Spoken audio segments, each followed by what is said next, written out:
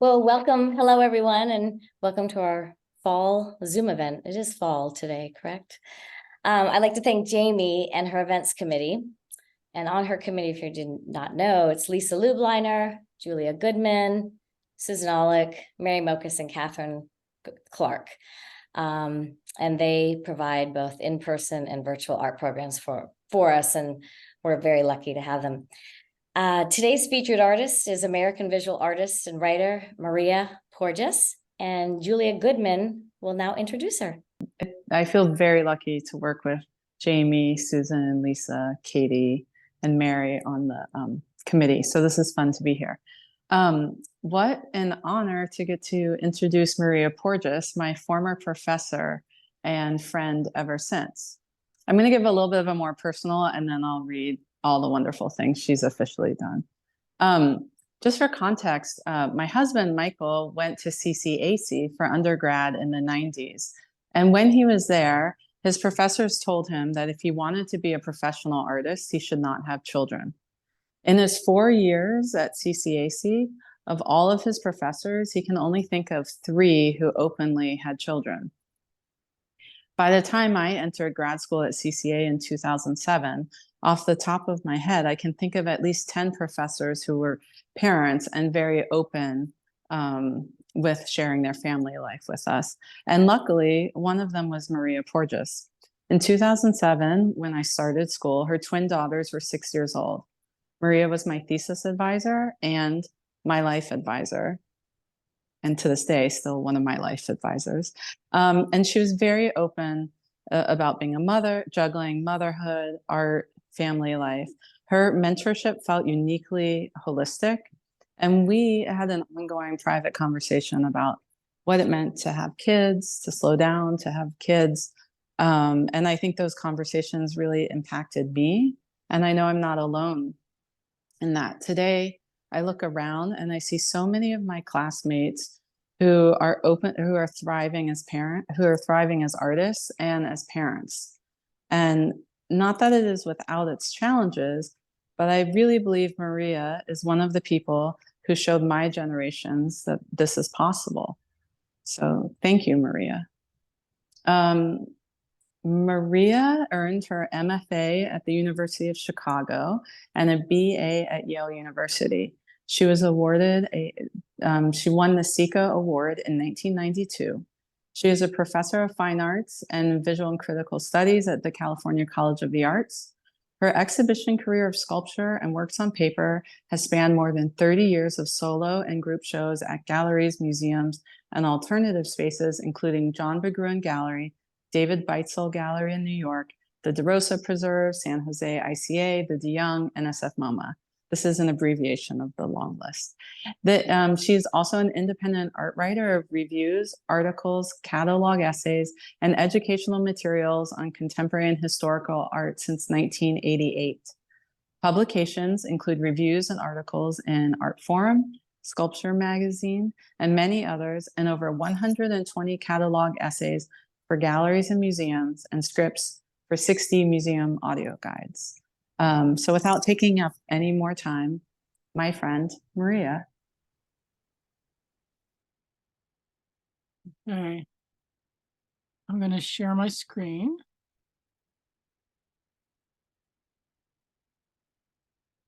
And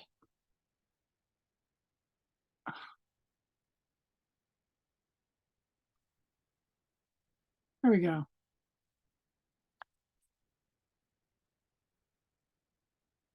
Okay.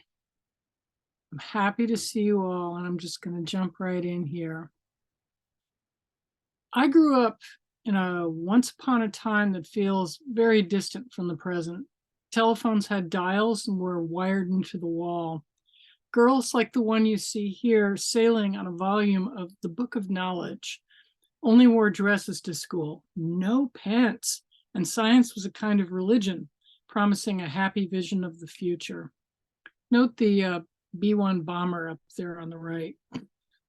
Whatever the world is now, I like to begin my talks with this insanely weird image as a promise that in another few years, it will be as different and as similar as this place is in this picture from the world we are in at the present.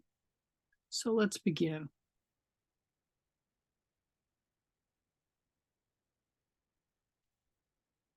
Like Geppetto, the toy maker in the story of Pinocchio, I've often wished that I could make my creations come to life. I've tried hanging pieces from the ceiling to suggest they're flying, like this chair with book wings titled Higher Physics, because it's covered with physics equations, or this Mobius strip of steel that's in my current show that has a complete noir story all the way around the edges. I've dressed objects up like these book sculptures wearing secondhand baby clothes titled Kinderschuhe. The legs of the chairs in this piece are cut to different lengths to emphasize the lack of a level playing field, even in early childhood. I've given my pieces lines to speak, like the text on the elements in this cast wax piece called Natural Magic, Cures for Modern Maladies. They bear phrases like balm for a sore conscience, against alien abduction, to attract parental admiration, to relieve boredom, for the shock of the new, for compassion fatigue, bad hair balm, addiction enhancement, addiction replacement, and that little small red one, drink me. Similarly, in this piece in the current show, each of the words suggests a calming cure, except the tiny red bottle, which says aphrodisiac.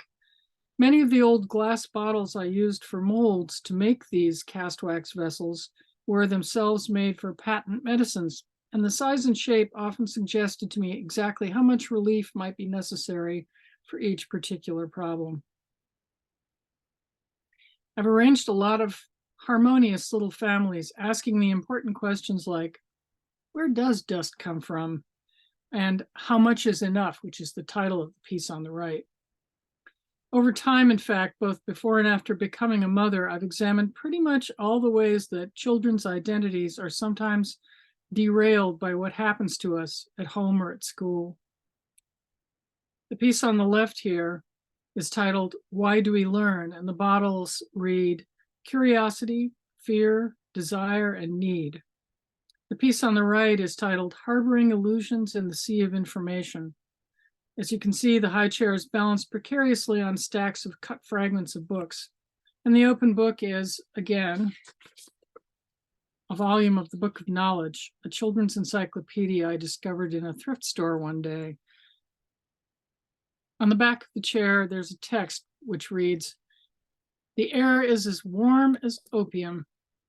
The light diffuse, perfect, flattering. Small ships drift on the glassy water, their masts listing like happy drunks, while tiny whitecaps break on the shore with tactful grace. This could be home. Animals walk towards us as we make for land.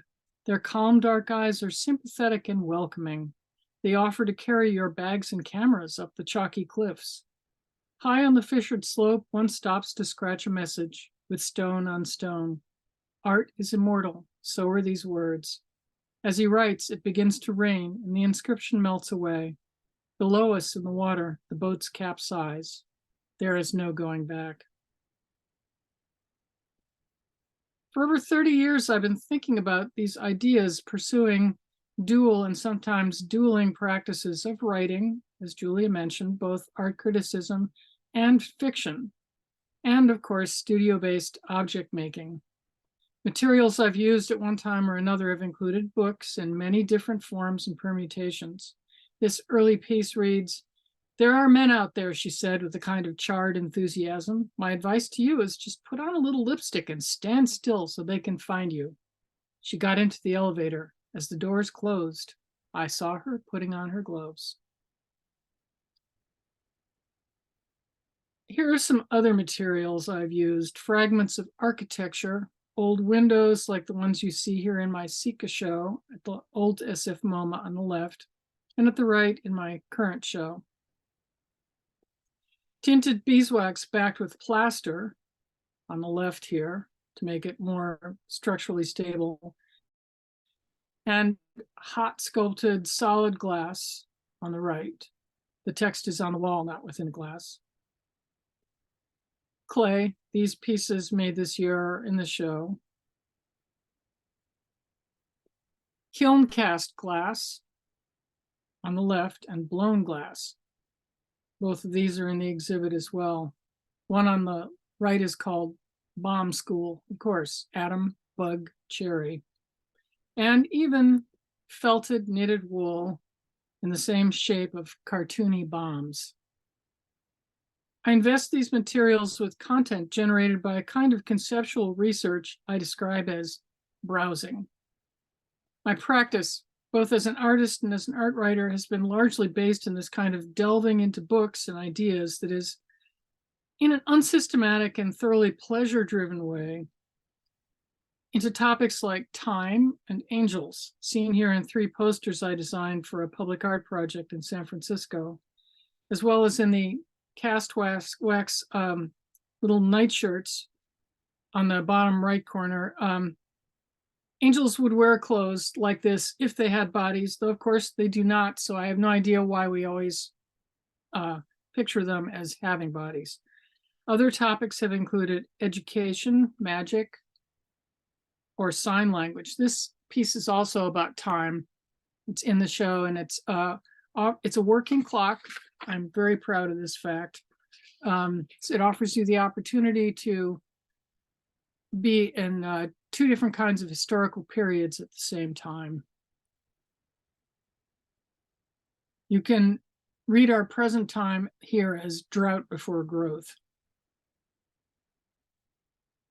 So I've always had these 2 practices. I've both exhibited widely and published many dozens of pieces of writing in magazines and on websites with national and international readerships, as well as catalog essays and book contributions.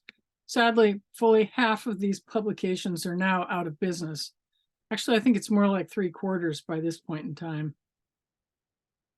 I've also published my own artists' books. This is Unmatched Halves, with pages split horizontally, offering the reader the chance to pair top and bottom halves of tools and kitchenware drawn to the same scale, at the same time creating new tools and at the same time creating new stories. Abecedarium for Artists and Their Critics was issued both as a print, you see it on the right, and cut into strips as an accordion book. Each panel consists of a set of words for each letter of the alphabet that have unfortunately been used by art writers to describe or explain. For instance, the L panel includes the word luscious, which was actually the trigger that made me decide I had nothing to lose if I started writing art criticism, because anyone who described the painting as luscious, I mean, I felt I could definitely do better. My studio practice has been primarily sculptural in nature, but text has been included from the beginning. After those early experiments with books, for over a decade, I made cast forms in wax as well as cast in blown glass or bronze. The piece on the left is the first one I made that works in this fashion, refracting text into the glass. It's called 2 Hourglasses for Piaget, and it's dedicated to the French psychologist who, through observing his own sons, figured out that there's a specific age at which children can tell that a tall, skinny glass and a short, fat one actually hold the same amount of milk. The piece in the middle is titled Witness. If you look down through that encyclopedia-sized big cast glass book, you see the word forgive, and sandblasted into the glass below it, it says remember, because of course we never forgive and forget. And the one on the right is called The Names of Magic, reading from top to bottom: magic, prestidigitation, tricks, illusion, sorcery, and enchantment. At one point, I kept thinking about the way language itself has debased our relationship with art, magic, and science. I remembered this magazine ad I had seen that described the magic of macrame. I reimagined this phrase, the magic of, as well as the science of and the art of,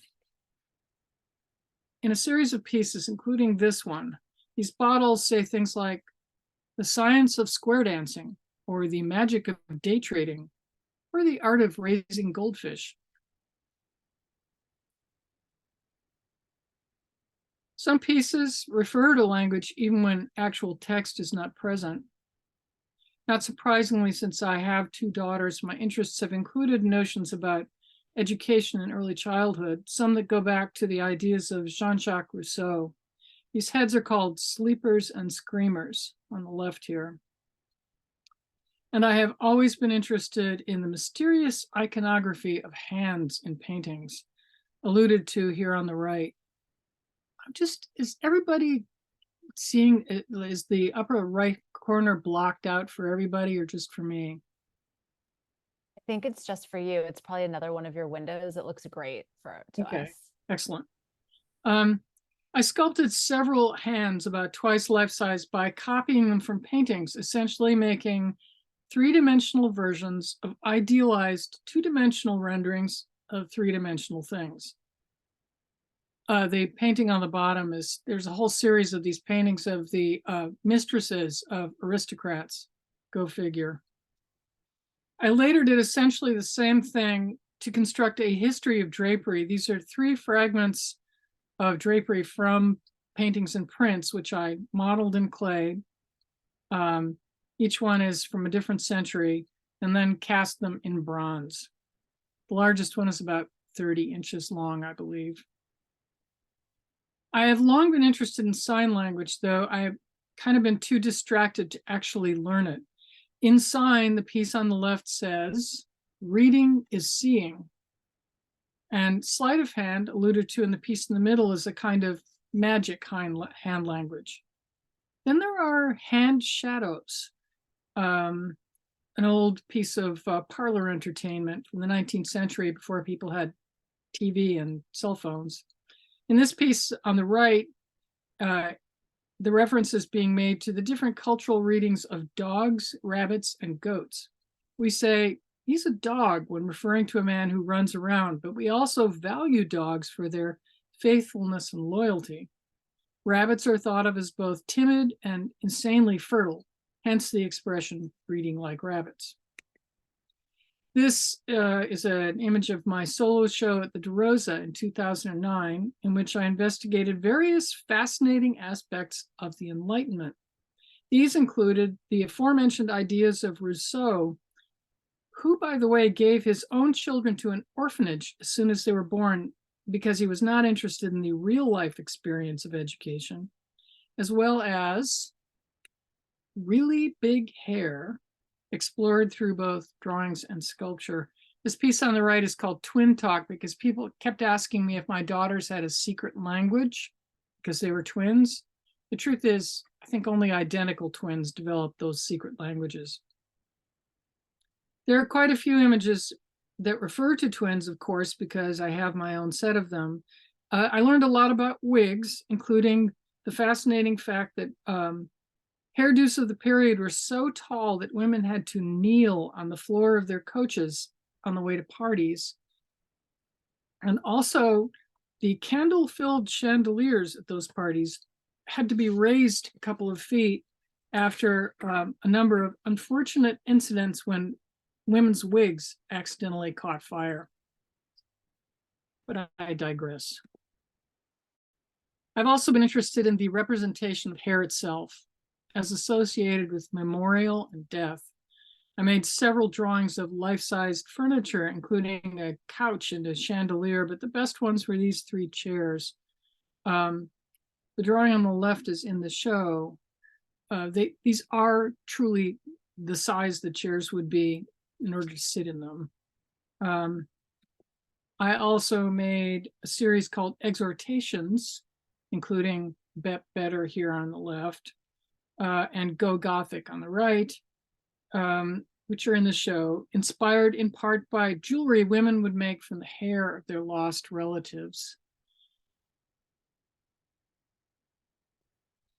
In 2013, I returned to working with books as material again, exhibiting what I describe as book tools, toys, and weapons in several installations.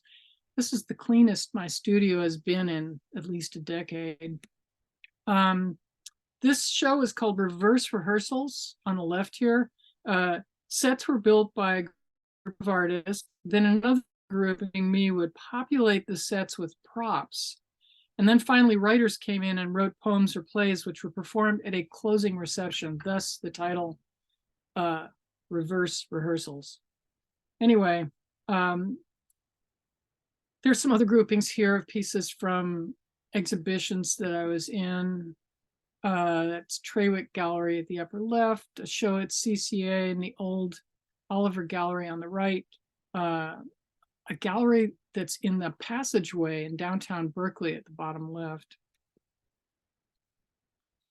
During a residency at CALA, a print facility in Berkeley, I made a letterpress book called What Goes Around, an unbound book of 20 circular texts in an edition of 20.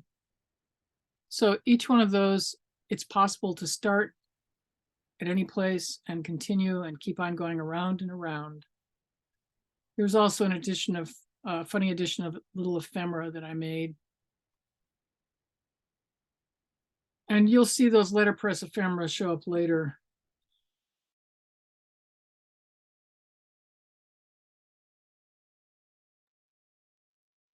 Your video froze for me, Maria, but we're still seeing your slides.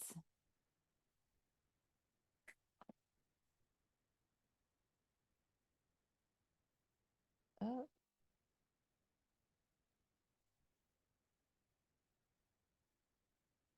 Let me see. I think we lost you, Maria. I'm going to take the spotlight off here. Maybe that'll help.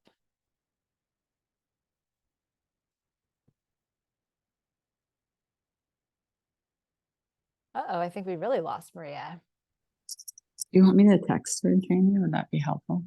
Sure. Hopefully she'll just join back in. Okay. I'm going to hit pause on the recording. Okay. Let's see, I don't know exactly where I dropped out, but I was talking about my work with collage, and I showed this image.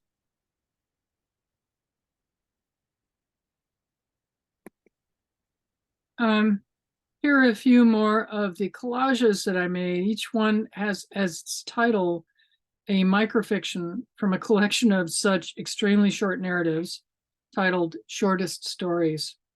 My intention is to make a book with about 60 to 75 of them, though there are 100 in whole. The images are drawn from 50s and 60s readers and textbooks, which are familiar to me from my childhood. Bits of sheet music, old world illustrations, fragments of my letterpress work usually show up. There's one right there. And other random stuff. The texts are a mixture of memoir and complete fantasy, styles ranging from hard-boiled detective novels to dystopian sci-fi, fairy tales to pulpy romance bodice rippers. I write mostly in the first person because I find that makes it easier for readers to slip from one text into the next. A selection was published online in this format, and this is the way it looked in this online magazine. If you put your cursor over the text, over the image, the text would pop up. And what this one reads, they were always giving us special tests of one kind or another. One day, a student from a teacher's college came into our classroom, asking each of us to draw a woman. We had plenty of time, so I pictured her wearing a cowboy hat and a Western shirt with elaborate fringe. Afterwards, the student told us this was part of a mental quotient score, the newest wrinkle in intelligence measurement. Naturally, when she came back again, asking us to draw a man, I made a bearded fellow with glasses and a typewriter, which I struggled to depict. I later found out that my scores for the two evaluations were exactly the same. I've shown these as standalone works, often in conjunction with the book sculpture of various kinds. The pieces you see in the detail at the bottom left here are part of a larger group called Editor's Arsenal, and each book weapon or tool bears an exhortation suggesting an editorial act in which the first word is contained within the second. Saw mawkishly, cut cutely, kill skillfully, or cap punctually. I've experienced a lot of editing over the years, so I have clear and definite ideas about the experience. Most of these are the tools for editing are in the show. This is the installation of them there. I've long been interested in the idea of words within words, though, and here's another example of it. In this piece, also in the show titled Hidden in Plain Sight, the different colors and shapes of the cast wax vessels on each shelf indicate a word inside a longer word, like on the second shelf, rage, hidden within the word tragedy, or ghost inside ghostly on the shelf that's next to the bottom. The most recent work in the show, however, has no text, even though it refers to history, the biggest story of all, and to complex cultural traditions. It's from the past 2 years, in which my work has taken a turn for the different, though seeing it in the context of the current show, I've realized that it's very consistent with my prior work. A little background here. In the fall of 2020, I found myself teaching a ceramic history class at CCA online over Zoom. CCA undergrads who major in a fine art area are required to take a media history class in that area, and this was the class for ceramics. But the usual format was impossible. No field trips to museums, no visits to artist studios, just lectures week after week. Trying to make up for all these students were missing, I wanted to give them more. I covered cultures and traditions from every continent, nearly, from the Neolithic to the present. The whole thing ended up being as educational for me as it was for them. A tidal wave of shapes, colors, and textures crashing over me, leaving behind many beautiful ghosts. So in January of 2021, a month after the class ended, I began making drawings in India ink using a 000 brush. As you've seen, I've always been both a drawer and a maker.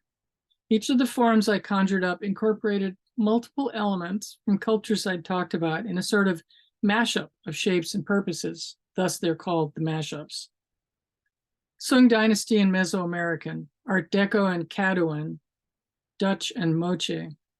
These definitely have a relationship to the earlier hair drawings I showed you, though my use of such marks is purely intuitive. After about 3 months of this and about 20 or 30 such drawings, it occurred to me that I could make some of these forms out of clay. Many years have gone by since my year-long apprenticeship to a sociopathic potter in Japan between undergrad and grad school, and the decade of off-and-on ceramic practice that followed. But it really is like riding a bicycle. Your body never forgets what it knows, though I have to say that back then I worked almost exclusively on the wheel, and these pieces are all hand-built. The terracotta piece on the right actually came before the drawing. And of course, some things I drew could never be made. They're just ideas to be drawn, like these, including the Moche sex pot on the left, mounted on a French 18th century chalice, or that vessel with preposterous handles on the right. Or, well, these, which are more or less indescribable. But more often than not, in the beginning, I tried making the thing I imagined. There's a strange distortion in that image for some reason.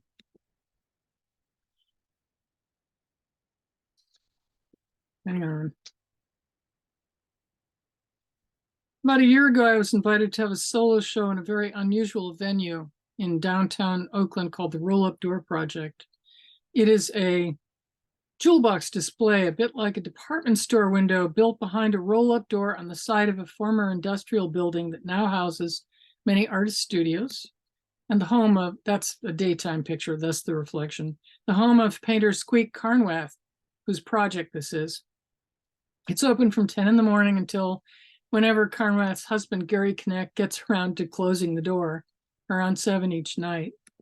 I put together small groups like these, which were accompanied by enlarged versions of the drawings in the shallow display space.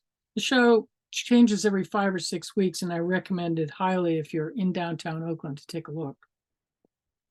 This past spring, I had an opportunity to share about 50 of my drawings, mostly the new ones, in a retrospective at Los Medanos College up in Pittsburgh. Here are some of the groupings. I thought I'd be actually making some of these next. I've become really interested in what happens when you put some of the different ideas together, both mixing different kinds of works like this and exploring single colors like these black pieces. But most of the time has been given over to making work in which I paint a white clay slip over terracotta and then selectively rub away parts of the surface. These 5 were in a show called Material Matters in March. Look at the one on the left and the one on the right. As I mentioned earlier, vessels have been part of my history, and if you look closely, you'll see that some of these shapes are the same as the ceramic ones I'm making now. That's because I couldn't bear to throw everything out, and I kept about 150 molds in my studio, and I've been reusing them as press molds for part of the clay forms I am now making. After creating about 20 or 30 variations of forms with that method, I was drawn one day to this particular vessel from the Paracas culture of South America, a group of people who made many beautiful ceramic works between 800 and 100 BCE. Yes, that is that old. This shape is supposed to represent the root of a plant called Akira. I think that's about all we know about it. And on the right, you can see my first Akira-inspired piece, which once again uses those tripod feet. But I've made many of these, mostly in these terracotta slip combination, the terracotta and white slip. Here you see some of them in open source, a 2-person exhibition I had at Gearbox Gallery earlier this summer, a co-op gallery in Oakland that invited me to show with one of their members, Harry Kluins, who makes these beautiful collage paintings. There's a closer view of those 2 pieces. And finally, here are the 3 new pieces of this type of work installed in the retrospective. More of the Akira series, plus another piece from earlier this year. I'm really looking forward to getting back to work, having spent so many weeks now shuffling pieces in and out of the studio, finding everything, getting it out, seeing what kind of condition it was in after 20 years. And I'm thinking about making more of these Akira pieces, but different. And here are those again. And this is some images of the individual pieces you saw. The show as a whole. It's in the gallery, and I could not resist out in the hallway as well. So just as a little postscript, some artists essentially go in a straight line from one thing to the next in the same medium, sometimes even the same color. I'm thinking about Robert Ryman here, who spent a lifetime making white paintings. But my career has been a bit more digressive. I attribute this both to my diverse interests and the way in which late life parenthood influenced both the way I worked and the work's content. I also have no idea what I was expected to be doing at this point in my life, aside from still writing and still making. But if you had asked me 5 years ago if I'd be working in clay again, I might have said no, but maybe not. Thank you. Okay. Thank you, Maria. You packed so much into that presentation. That was so fabulous. Well, it is Thank 35 you. years, so. Just that. Yeah. That. Well, thank you for condensing that. And I'm sure folks have questions. We definitely have some time to invite questions from the group. So please just raise a hand and unmute yourself and you can ask. Julia, are you willing to kick us off? Oh, wait, do I see Gina? Hi, Gina. Did you have a question, Gina? I did. I was wondering, Maria, how does your writing influence your art making or vice versa? I think in many different ways. I know that When I first started writing reviews, I thought to myself, I will not review any painting shows because I'm not interested in painting. It was a time when I thought the most fascinating work being made in the Bay Area was all installation based. Well, a gallerist offered me a paying job, and I said yes. And I wrote about the Irene P. Wan's paintings, and I realized that I was being ridiculous and that everything is an opportunity to learn. Plus, the other thing about writing about other people's work is that it has helped me to be more objective about my own work. And I always encourage students to do the same, to write about other people's work for that reason. Thank you.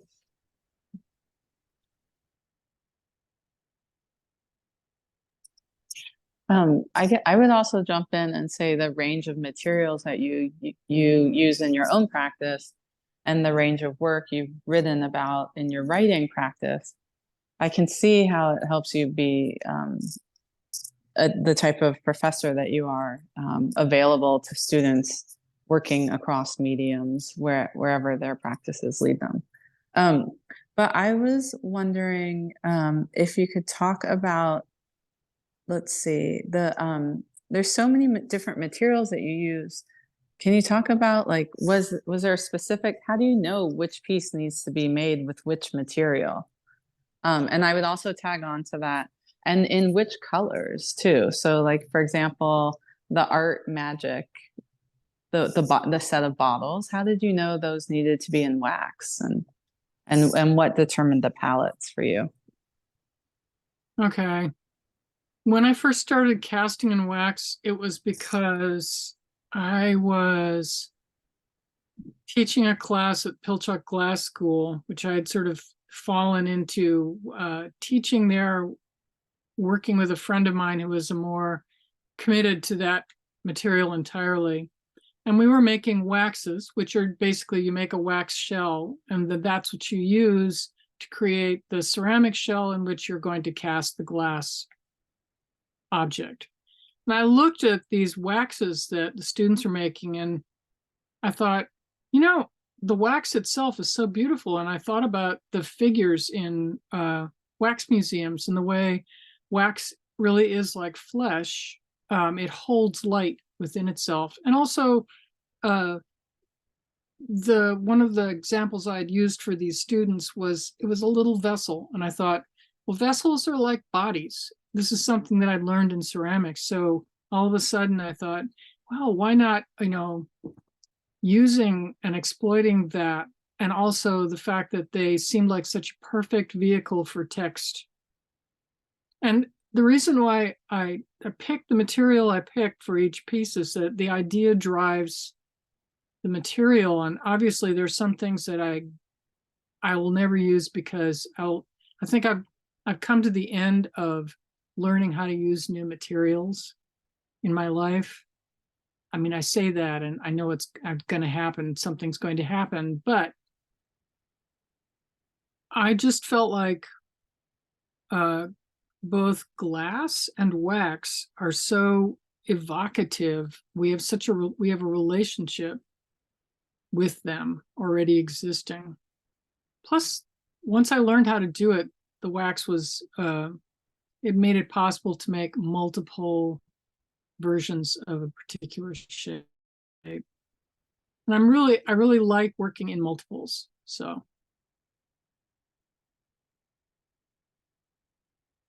I don't know if I answered all of your question. Most of it, though.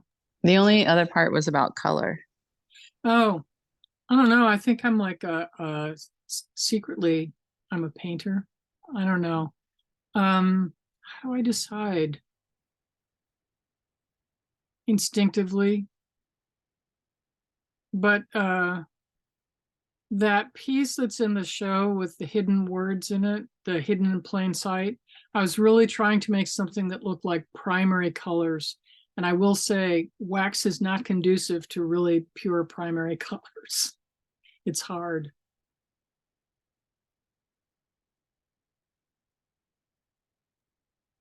The detail in the drawings for the mashups is so incredible. Can you talk a little bit about how you did that?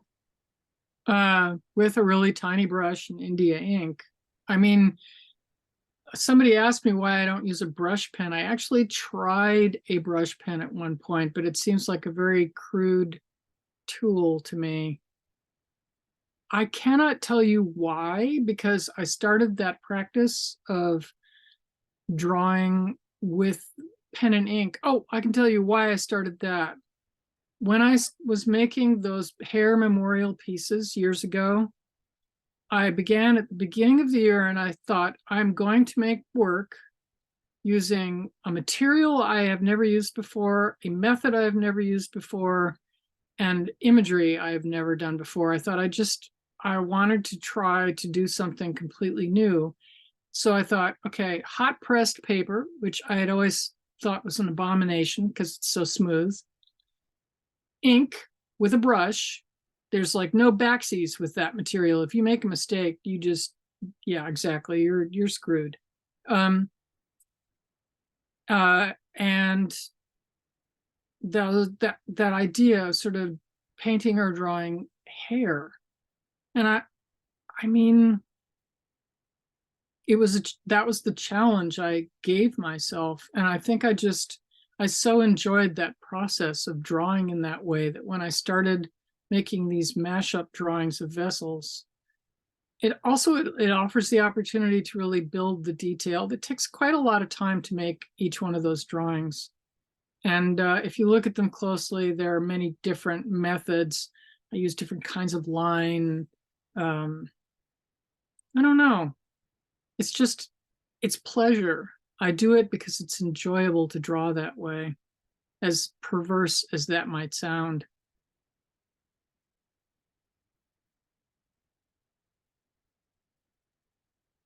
I'm curious. I mean, I found it interesting how so much of your work sort of brings in the book aspect and the writing, connected to the objects. And you had a few images of your book weapons, and I found those interesting. So I don't know if you would just speak a little bit more about them. That all started, I was making work for a show called Transfiguring the Mundane at New Langton Arts. Gosh, that would have been the end of 1988.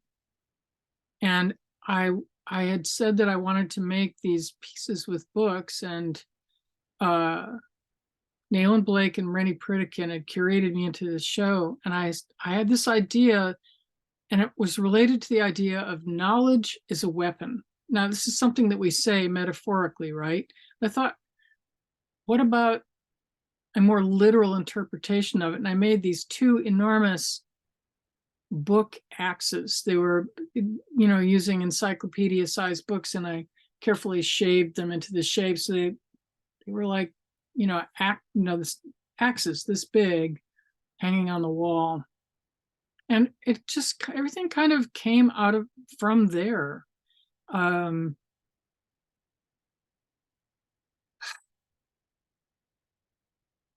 Knowledge, the idea that knowledge is a weapon seems to me all the more fresh right now, but it's more like misinformation is a weapon. It's the knowledge that we can't rely on has become a weapon. In the time that I've been making these works, I've come to feel both great alarm at the way books are disappearing from culture. I even read books mainly in an electronic form. My arm hurts when I actually read a real book, which I find depressing. But also in the ways in which we are constantly barraged with knowledge, or something that purports to be knowledge that is no longer reliable. There's no reliable narrator anymore. So I feel like these pieces that are about knowledge as, as tools, knowledge as toys, and as weapons, it's just all of those things relate to the kind of relationship we have with education and knowledge over the course of a lifetime. But I don't want to make them anymore. They present such a massive storage problem. This is the worst thing about being a sculptor, is what do you do with it? I mean, there was a time when I had a gallery career and everything I made would go to the gallery, and either they would sell it or they would store it. But for the last few years, it's been my problem. So that's why I'm kind of cursing the fact that I'm now working in ceramic, which is even more fragile than, books. So Thank you for that. Does someone, Mary or Ellen or Colleen, do any of you have, or Jill or Wanda, do any of you have questions?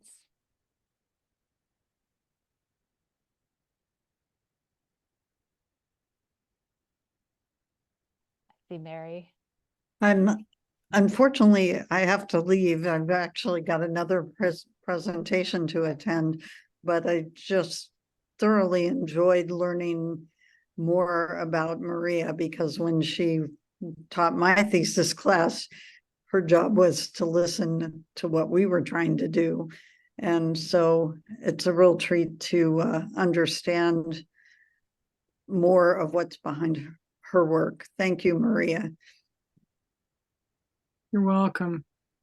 I still remember your thesis, the whole process of your discovery of, your ideas and everything else.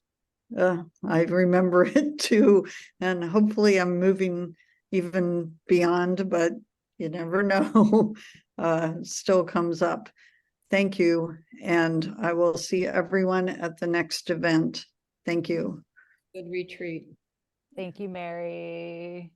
Thank I you. also just wanted to mention, I don't think it's been said, that the show that Maria was referring to is a little mini retrospective that I have now at the Fourth Wall Gallery in Oakland. So if anyone's interested in seeing it in person, just get in touch. So it's up until October 21st. What are the hours, Mary? Susan, sorry. It's every Saturday from noon to 5, but I'm happy to do just meet anyone there that is interested. So just get in touch with me and we'll plan a time that works. And I just put the link to the gallery in the chat if anyone wants to look at that. I had one other question for Maria. Just again, going back to your role as a Bay Area critic. I mean, there have been articles about the sorry state of the Bay Area art scene. I mean, what's your view of things at this point? I think I really enjoyed your work. I've known you more as a critic, so this was great. Yeah. Well, I'm very sad that there are so few venues for criticism that remain. Square Cylinder is truly the only local publication left, and very few of my students even look at it, which makes me sad. And I think the editor is seriously considering retiring and packing it in. I still write reviews for Art Forum and Sculpture Magazine, and then there's also Hyperallergic and Juxtapose and Wide Walls, but those have very few reviews of, I don't know, anything but the biggest of museum shows. As for the condition of the art world, I think that people who bemoan the lack of galleries are maybe not aware of the continuing appearance of alternative spaces or of smaller, scrappier commercial galleries. I feel like it isn't easy for gallerists or for artists to live in the Bay Area and, to continue to keep on going for all the reasons that we're aware of. But I also feel like despite that, new things pop up all the time. I mean, Minnesota Street Project, the Institute for Contemporary Art, and new galleries there at Minnesota Street, but also there are 4 new galleries in Oakland in the last 2 years, and they're not galleries that, I mean, I don't know how people find out about them, but for instance, Part 2 Gallery in downtown Oakland has great shows.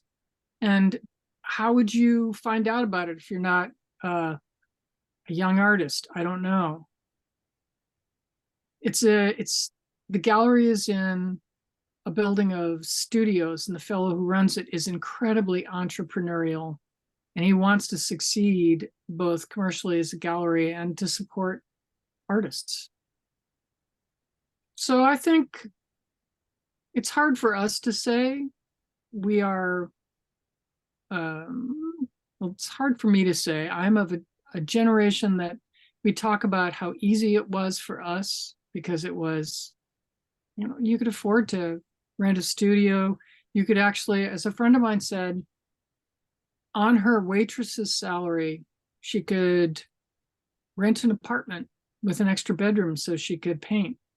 And she said she could not imagine someone doing that now. And I said, yeah, probably not.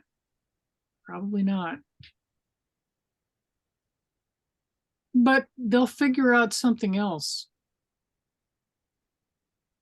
My concerns are more for the art world as the big picture, and for the commodification of art in general.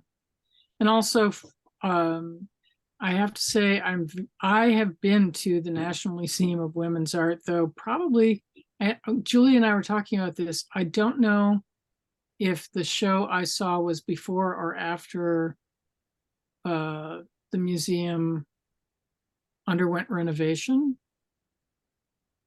Has to be before, because they're not. Yeah, we said before. To October. Yeah, and I was just really excited that the museum existed. I go to Washington at least once a year because my brother and sister live there. So I think I've been. Remodeled museum opens, I think, October 20th. Great. Events start, and then there's events going throughout the rest of the year in their new remodeled space with larger galleries. So also the Museum of American Art is just reopening. Mm. And the National Portrait Gallery and Museum of American Art, they've been closed for remodeling, and they also show a lot of contemporary work. It's of Washington institutions. It's kind of the most adventurous. Perfect. Well, Maria, thank you. I mean, thank you for all of your contributions, your art, your writing, your teaching, your sort of, role as a mentor, your role in the community, and all of that. I think we all just want to give you a huge thank you for being here. Thank you very much. It was fabulous. Thank you. Being so generous and sharing all of your, just your practice. Please go see Maria's show. That's at Susan's Gallery. I put the link in here. I'll also just add in the meeting chat right now more information about the 2 upcoming in-person events that will be taking place in October. And then Julia, were you going to say something? Did I cut you off? Oh, no, I take it back. Thank you. Maria, I'm just curious. I just have one quick question for Maria. Your twins, are they artists? Have they followed in your? One of them has a degree in fashion design. They just graduated from college, and I think she's interested in haute couture. God help me. But the other one wants to become a therapist. So, you could see there's a relationship, but. Of course. Well, thank you very much.